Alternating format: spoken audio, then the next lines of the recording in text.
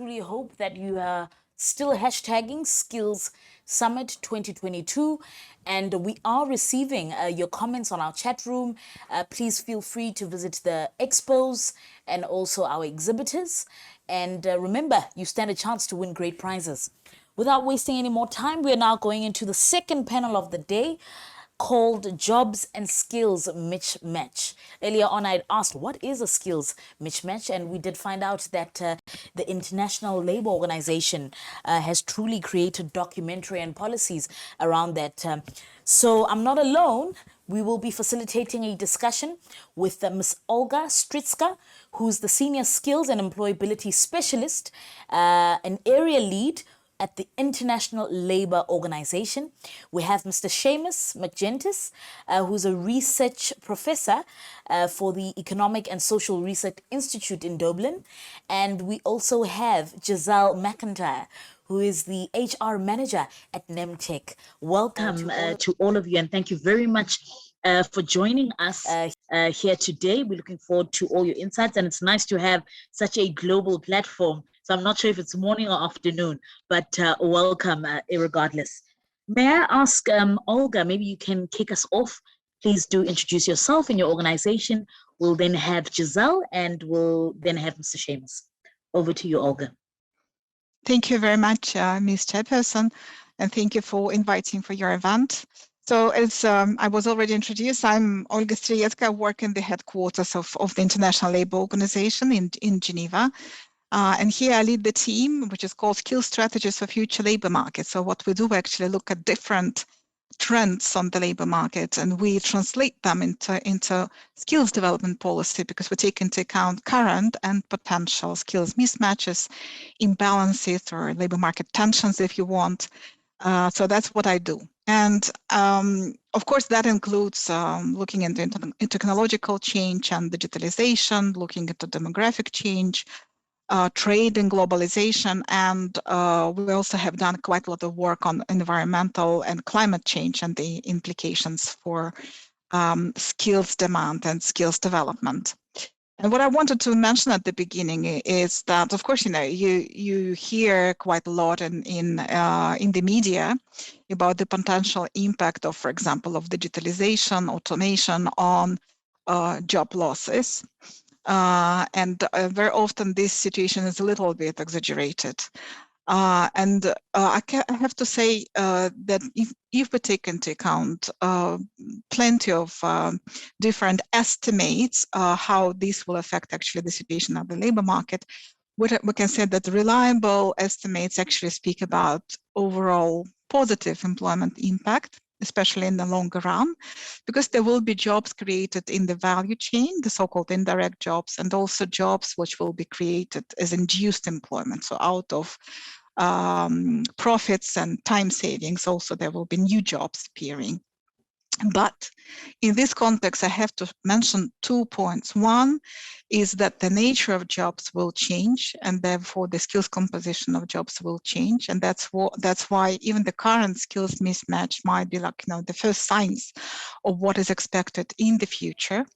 And therefore, of course, that massive change of jobs themselves, and there are different estimates, again, between 1/3 and 80%, we can safely say that more than half of jobs will change the skills composition, skills demand. So that will require massive reskilling and upskilling. And the second point, which I would like to make right at the start now, that of course, the positive impact on employment may be in the long run, but the immediate transition may be actually quite painful. And we see now with additional disruptions, such as the COVID-19 pandemic, it was basically, the accelerator of the trends which were already inherently present, but also the additional disruptor that affected inequalities on the labor market in a tremendous way. So we know that the global employment will not come to the level of the pre-pandemic situation, at least until the end of 2023. We know that women, and especially young people, were affected very negatively. And if you look actually at the situation in South Africa, we already know that youth has been affected in unprecedented way. So the group of 15, 24 years old experiences around 63% of unemployment. This is incredible. And actually 1/3 of youth in South Africa are not in education, training, or employment. And we also know that roughly around half of the workforce of South Africa are mismatched by the level of education. That means they are either overqualified, especially women, or underqualified, especially those people in informality. So we did also a very rapid assessment of reskilling, upskilling needs in the context of the COVID-19 and selected sectors, came out with a range of recommendations of what can be done on the side of skills development.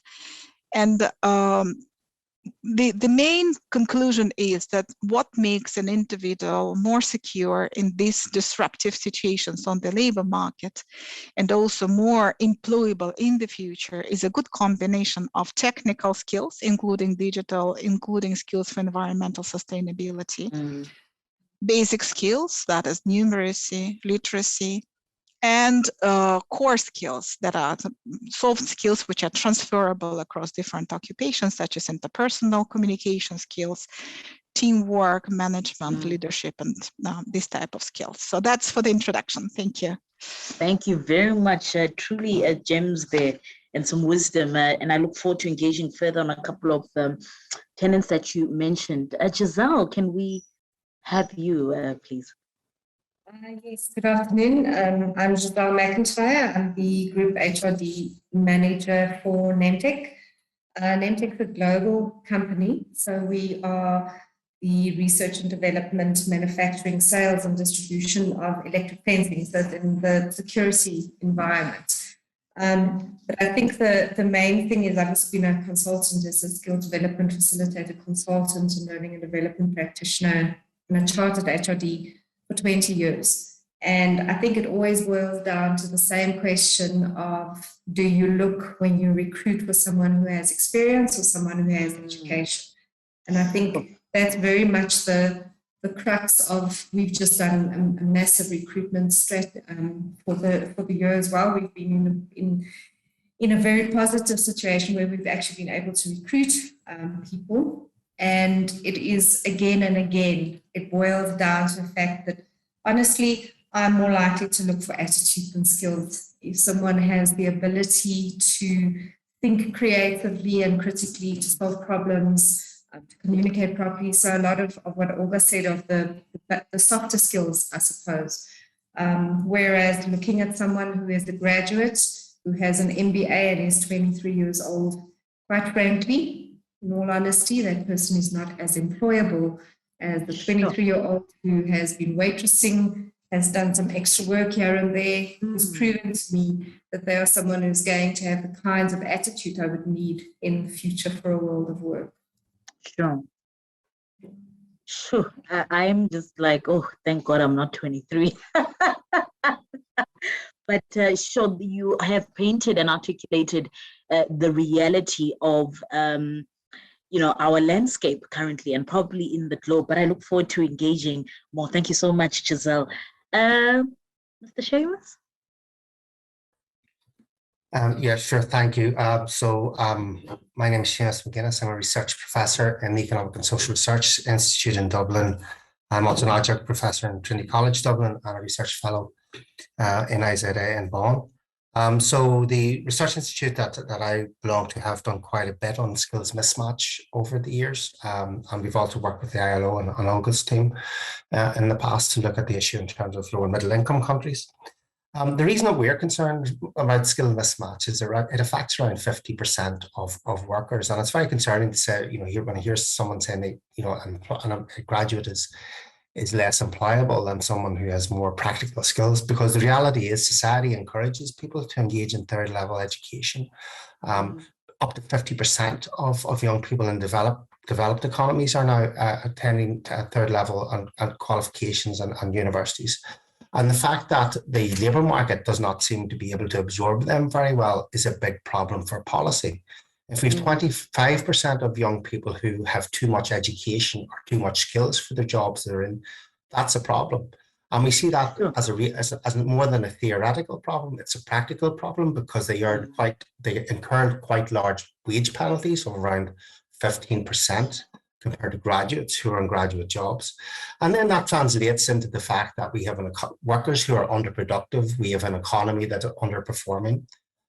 So it is important for us to sort of take account of these skill mismatches that exist.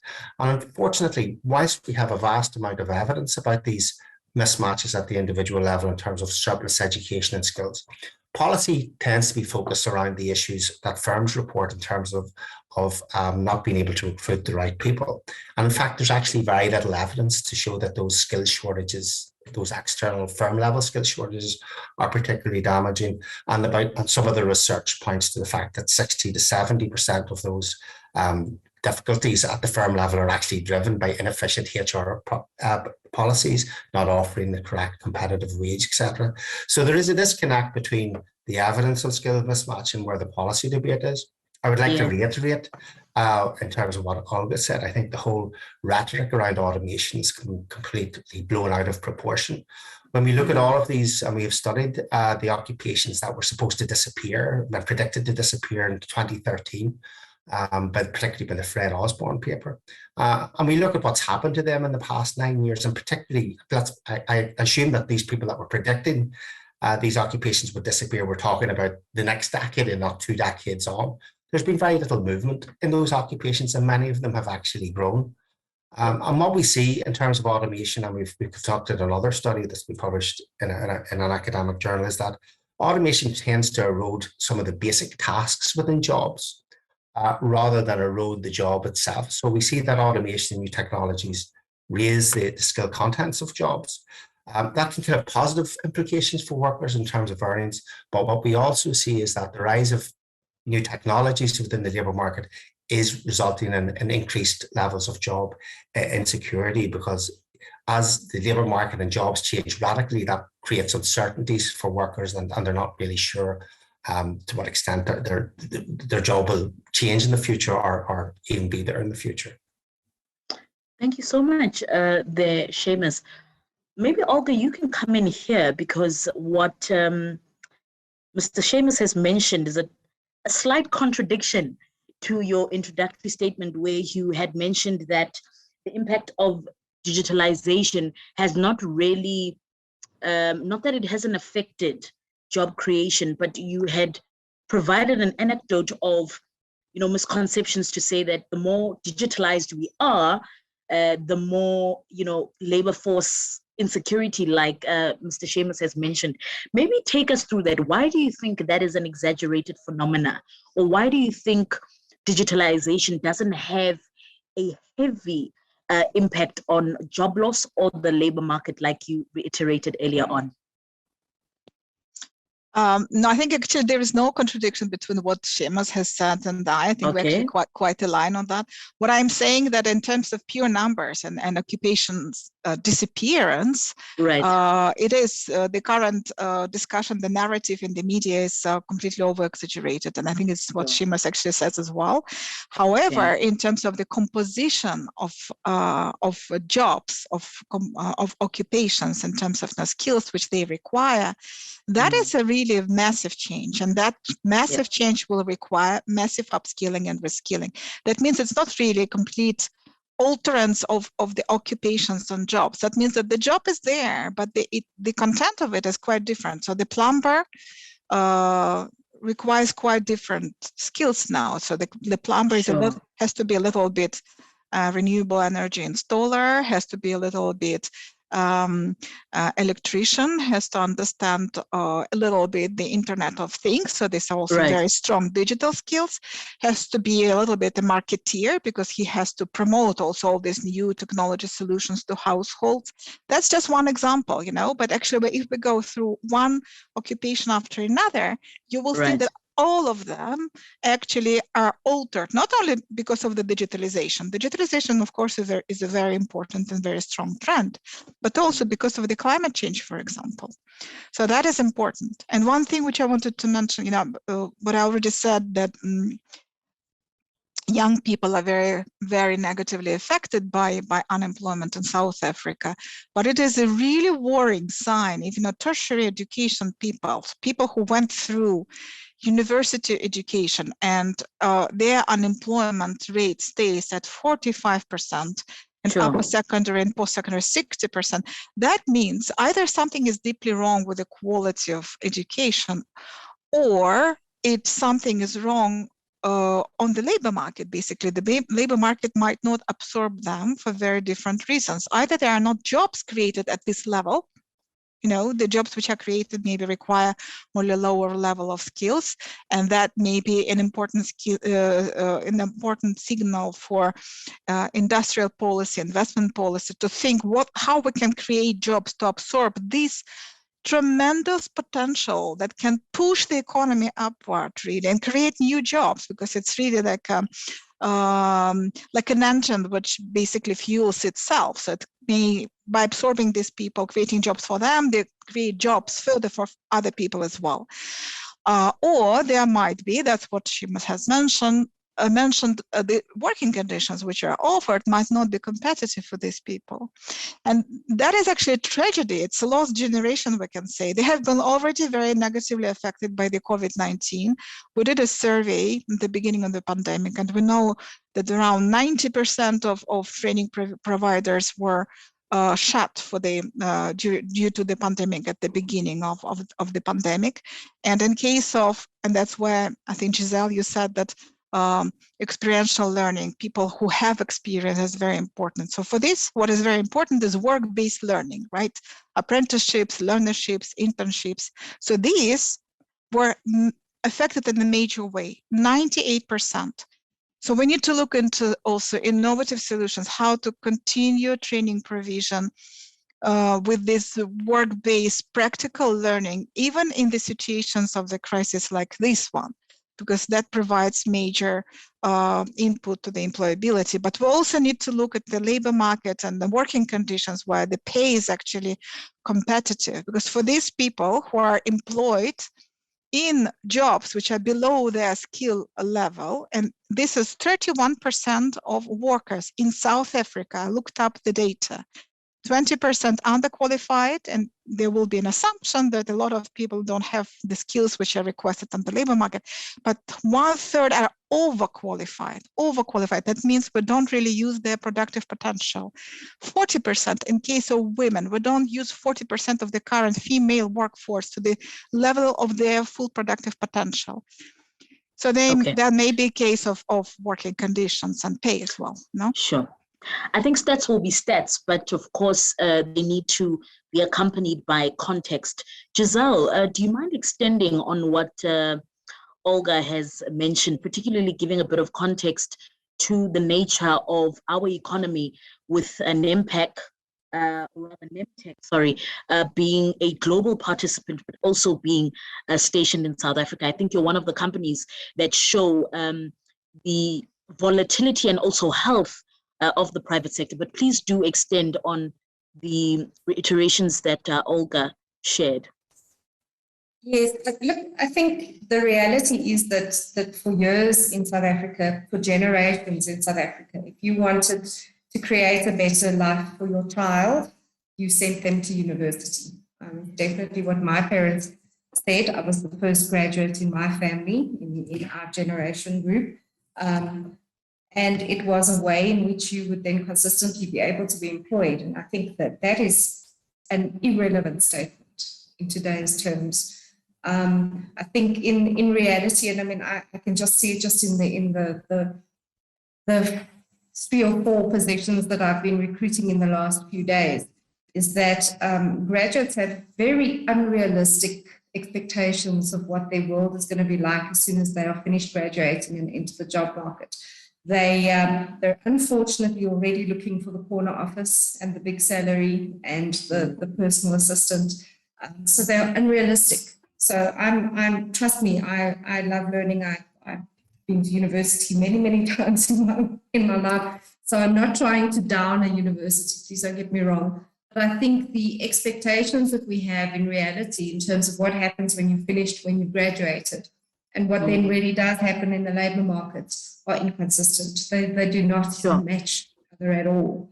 And if we don't start creating what I refer to as we stop the snobism of academia, in the sense that having a degree is somehow going to be better for you than an occupational qualification.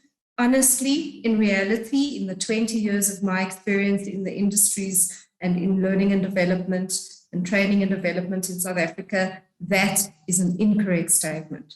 You are way more likely not only to be able to be employed, but also to become an employer with occupationally directed skills.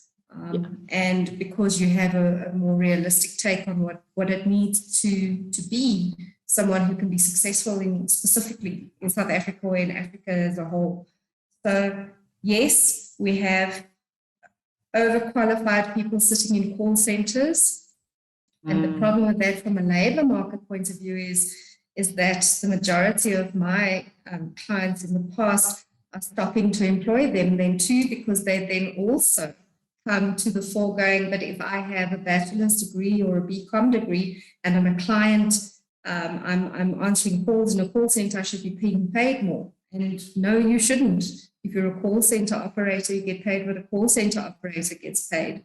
So that fight between what people expect when they finish studying and what is actually going to happen is something that really needs an advocacy, that people need to start understanding. They need to be educated in the world of work. Absolutely. While they are being educated. Yeah. Absolutely. So I really appreciate the misconception that you painted there to say the higher the qualification, the better the pay. And we completely eliminate the experience part, the practicality part of the degree, which then proves truth to the importance of FET colleges, TVET colleges, or rather the practical aspect of education. So thank you very much for that. Seamus, maybe you can come in here. What are some of the most prevalent forms of skills mismatch, and how can they impact the informal economy in particular? Well, the most prevalent forms that we measure are overeducation, which is basically people that are in jobs that have an educational requirement that is below their level of education. So it will be a graduate in a job, as Gazelle said, that only requires a post-secondary education, for instance. And then under education is the problem where individuals do not have the correct level of education for their job. So in South Africa, as Olga said, that sort of is around 40%, and that's not out of line with other economies. It's quite in sub-Saharan and African economies, the drivers of over education are slightly different. So we know that a lot of the graduates a lot of the people are less likely to be graduates than they would be in European countries. And the size of the informal economy is a big problem in there, in the sense that it is a lack of formal jobs that is a driver of mismatch. However, just to go back to what Gazelle said, I mean, the issue around vocational education is not specific to South Africa. It's a problem that we see in many, many countries throughout the world, particularly, and also in Ireland. So a factor that it does drive over education is the phenomenon whereby everyone wants to go to university and no one wants to take a vocational route. Now, there are two drivers of that. I think parental sort of preferences. Everyone wants, their kids to go to third level education is a problem. But also in some countries, you just have an underdeveloped and maybe not up to standard vocational system, so it's not a good option for them anyway.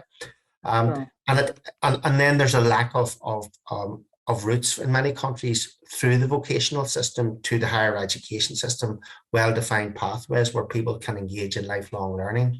And those are major sort of factors. And once you come to a situation where society is heavily invested in third level education and sending everyone to university, it's a big, tough task there to develop a vocational system that is fit for purpose. that is integrated with the rest of the educational system, and to convince parents and students that this is a valid way to go.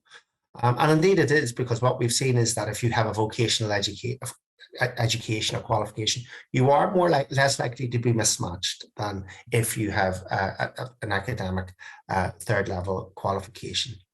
So I think the way, and also when you have a vocational system that is fully functioning, it means that employers are fully engaged in terms of driving the composition of courses that are out there, in terms of having placements that are giving our students practical skills. So I think in many countries, a way of tackling mismatch would be to have a rebalancing between the vocational and the third level systems, and to be investing as much within the vocational educational framework as they do within the higher education framework. But that's not popular politically, that's not popular with parents. And once a vocational system has a sort of Cinderella tag on it compared to the higher education system, that's very, very difficult to overcome. And it takes a lot of effort, it takes a lot of money, and it takes a lot of policy effort. Okay, thank you. So back to you, Olga, maybe you can even just infer from what Seamus has said. We know that the International Labour Organization really confronts the persistent gap between, skills that are required and also the labor market. According to you, how do we solve jobs and skills mismatch? How do we bridge that gap between the two? Yeah. So just building on what Seamus has said, and maybe now also reframing it a little bit, the mismatch of over and under education that affects around half of the population of South Africa might not be too standing out compared to other countries. But if you actually look, in addition to this data, to also at the data of unemployment by level of education attainment, you will see that it's actually very problematic, because of course that mismatch only counts people who are in work, and there are already unemployed people with upper secondary and post-secondary training. That includes vocational education training. That includes apprenticeship training, learnerships, and all these work-based types of learning, which is so much actually sought by, at least declaratively, by employers. And they experience this 60% of unemployment rate, right? So something has to be done, clearly. And I think what South Africa is trying to do by involving SETAs in the decision-making and the collection of labor market signals, and then translation that into policy, in improving learnerships with this practical part of work-based learning. This is all very good, but perhaps just not enough. There should be more of that, more including of private sector, more including establishments into the provision of work-based training, because of course this is a very good recipe for young people to receive hands-on skills which are really required by employers. So this is one thing. But another thing which I would like to say, based on the rapid assessments of reskilling, upskilling needs, which we did now in the context of the pandemic and in selected sectors, many people actually mentioned that we need to diversify the pathways of the way how people actually attain their skills. And I am personally persuaded that in future, formal qualifications will matter less. Of course, it requires some kind of, mentality change among parents, among current and potential students, but we cannot avoid that, because now what I call it a little bit like everybody becomes a composer. That's my term for that, a composer of your own qualification, which you can actually compose out of credits, which you attain in formal way, informal way, non-formal way, including digital learning. And therefore, I think SETAs also have to be involved in collaboration with government, thinking about digital credentials, micro-crediting for parts of qualification that may eventually constitute the full qualification, and not necessarily really at the university level. So perhaps it's really vocational education training level, which is so much demanded by establishments. And of course, the recipe of the provision of skills is the skills which I already mentioned should be a combination of technical, core or soft and basic.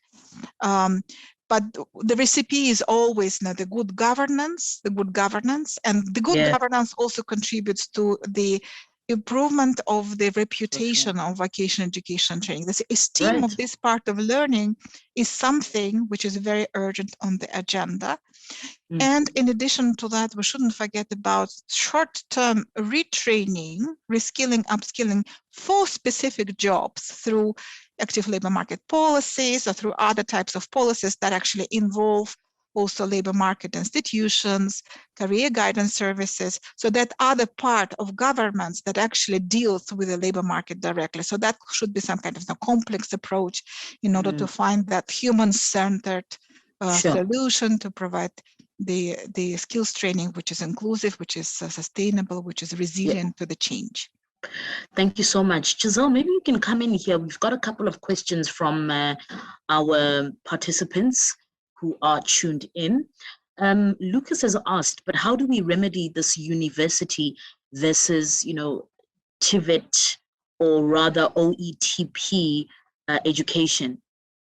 I'm not sure if you understand the question. Good. Yes, I think the concept that both of the other speakers have spoken about is what we refer to as articulation and the ability to be able to. So we have this beautiful saying in the NKF structure called the parity of esteem. I love it. It's just such a nice way to put it. And that parity of esteem is what needs to be advocated. The fact is that there is very little articulation. I mean, if you have someone who's done a management, NQF level 5 management qualification, which technically is a senior management qualification already, if you look at the skills that are needed in it. But that person, for example, would not be able to get even into a business school at a university if they didn't have a whole bunch of other stuff behind them. So to a large extent, one of the biggest problems is the enormous amount of red tape between articulation from Council of Higher Education and then the occupational directed and the Seta and even Maluzi processes. So it's everyone has their own little pond and they're the very big fish in their pond. The ponds are just ponds. And unfortunately, they don't go much further than that. So my advice always, when you're doing career guidance for someone is that you need to follow your passion. I know that sounds so hippie, but it isn't really, because if your passion is what you truly love, if anything else, what it will do is it will allow you to find avenues to find the best way to get to where you want to be in your life, in your career. And choosing a career because of the potential salary for it. I mean, a lot of programmers out there will agree with me that they started studying programming because everybody told them they were going to be the next Bill Gates, and there's only one Bill Gates still. So, there's all of these kind of issues connected to it. Whereas you have social media DJs who are earning almost as much as Elon Musk now. So, we need to follow a path. I like what Olga said about, I like to refer to it as a career jungle gym rather than a ladder, where you sometimes need to move horizontally, sometimes you need to move down in order to find the skills you need to move to your next. And your next doesn't have to be up. The concept of that you need to be promoted in order to get more money or to be more acknowledged is old-fashioned as well. So there is a lot of movement. If there's one thing that South African can always celebrate is that we know how to move, we know how to make a plan. And it's part of what you need to do is stop waiting for other people to tell you what your career needs to be, tell you what to study. Find your passion, find what it is, find your jungle gym, and then move. Continuously learn, continuously grow. We die when we don't grow. Hey? Absolutely. So find your jungle gym and roar in it, eh? Be like the lion that commands its position of dominance in the jungle. Thank you so much. Seamus, maybe you can come in here before we have our closing remarks. We have Steady, who just asked a question. And he says, just thinking again, unrealistic expectations come from somewhere.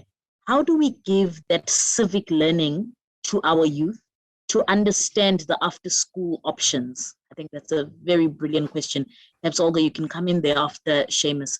Seamus, did you Yeah, get the sure. question? It's a good question. And I think what we need is evidence. We need to have evidence to show young people and parents the value of vocational pathways, the returns to having vocational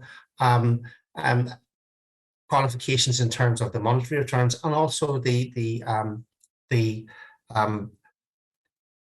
career payoffs to that. And actually, we don't have that data for any country.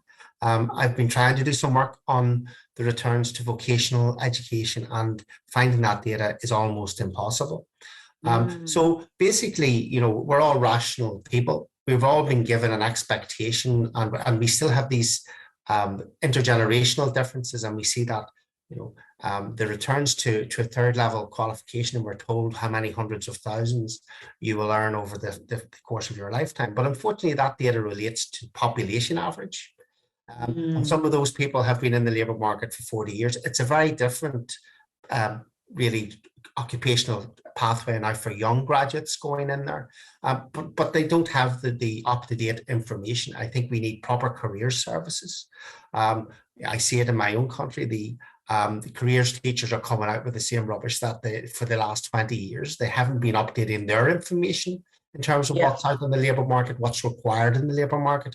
We need proper labour market intelligence tools where young people can access the information themselves. They can look up and they can see what the salaries are for particular occupations or particular qualification pathways. So we need to invest in a proper information infrastructure that young people can access themselves, in terms of giving them the correct information, that in terms of what their likely outcomes will be for particular qualification or training routes. And we need to do that within schools. We need to have proper links within colleges and universities with employers, so that people can get placements. And we find that when a graduate or anyone gets a job through a placement program, they do much better than graduates who find their way into the labour market through other routes. So there are lots of things that we know that we can do in order to sort of address these issues. But it is a long run problem. And as I said, it takes a lot of investments in terms of information and labour market intelligence right across the system. And I think that's really the way to go on this.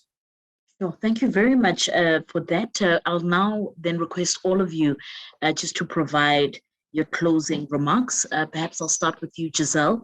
As you provide your closing remarks, please answer the following question as part of it. Are skills mismatch a result of social inequalities, particularly given the African context, not only just in South Africa?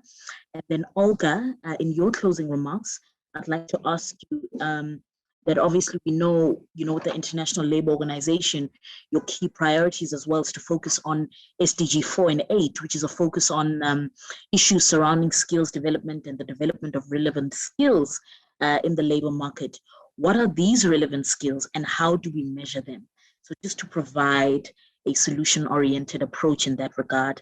And to you, Mr. Seamus, as you close, what you said was so profound just now, particularly around how do we make the vocational aspects or careers more fashionable? And you said providing evidence.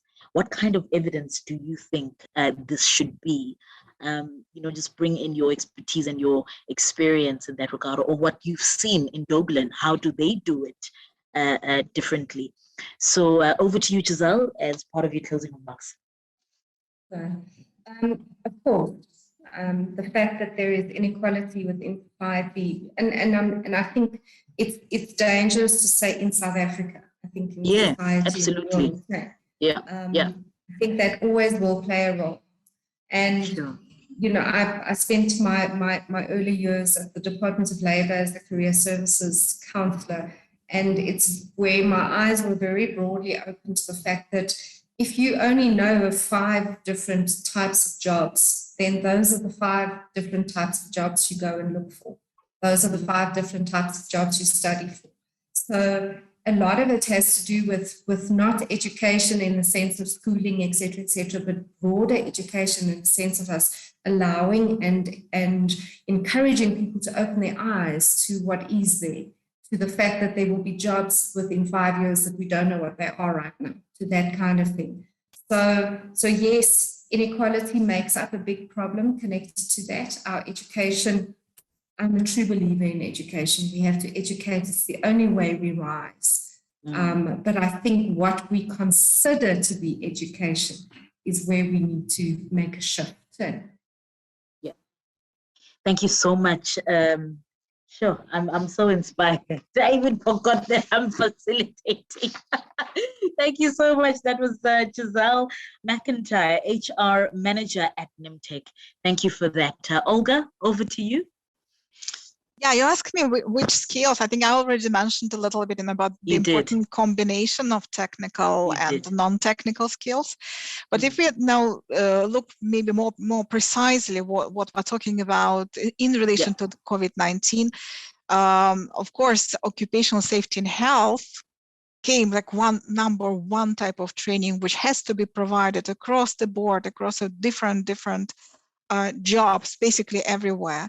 And another type also came up really very important on the agenda now, resilience skills that correspond to institutional resilience. So these are more sort of more systemic, what the procedures are, what are the infrastructure, technology, how we deal with that, but also personal resilience skills, including mental health. That also becomes a very, very important, stress resistance.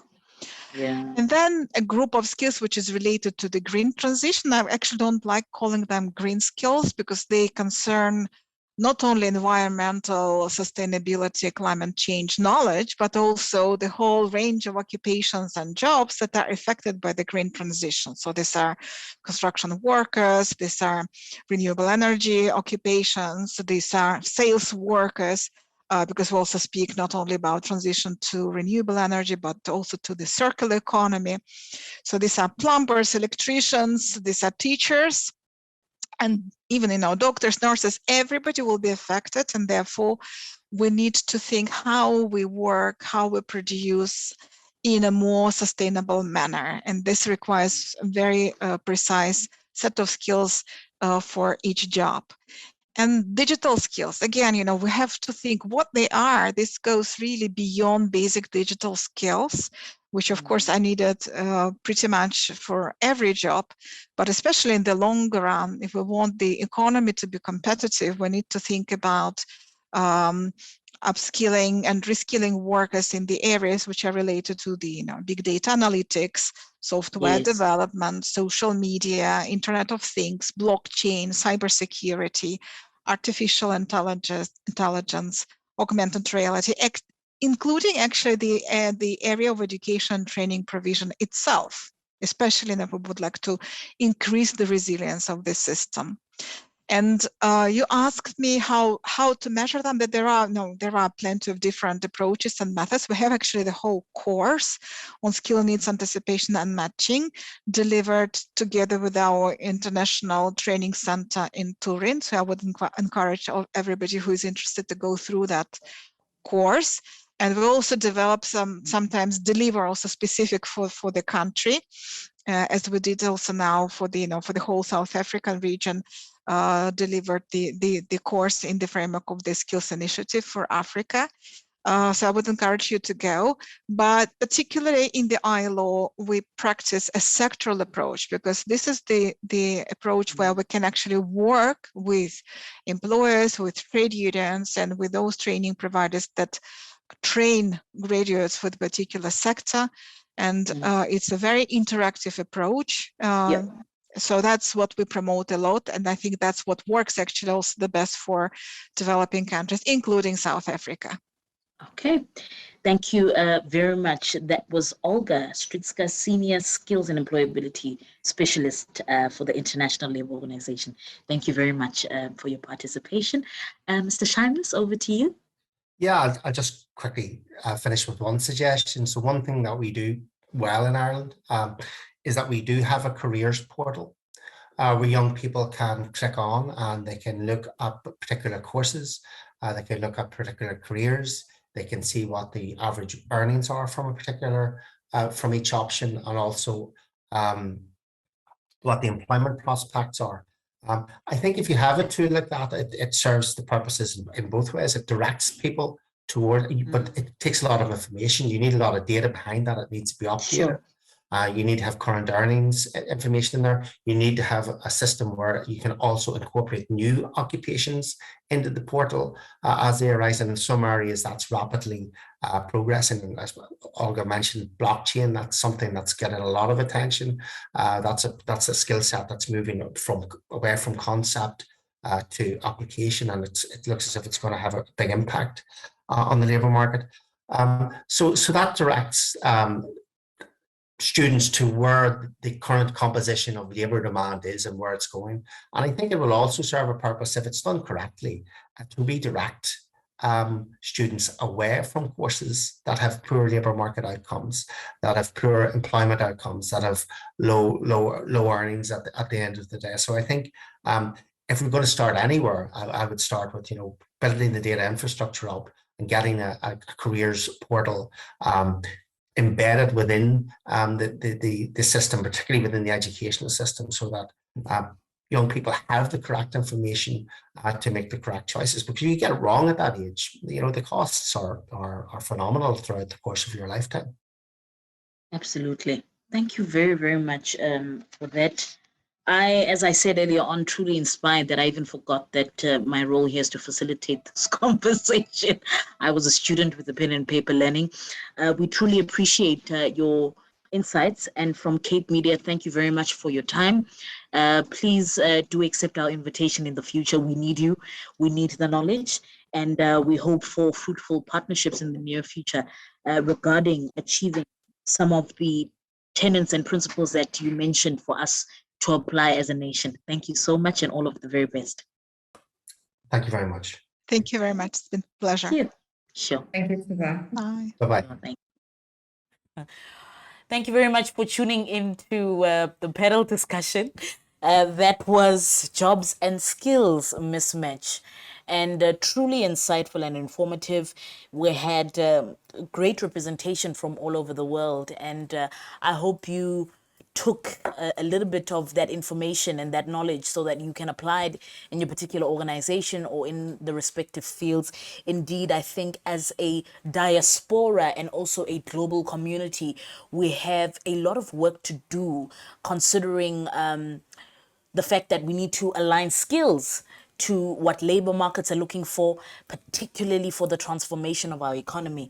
So without wasting any more time, and inferred from that, we'll be having our third panel discussion of the day called The Impact of Technological Advancement and Innovation on Business Growth and Sustainability in the Manufacturing Sector. Please don't forget to add your comments on hashtag Skills Summit 2022. Do visit our chat room. We will be able to ask some of our panel members the questions that you add there. And please don't forget, you stand a chance to win great prizes. So we'll be getting into the next panel discussion after this.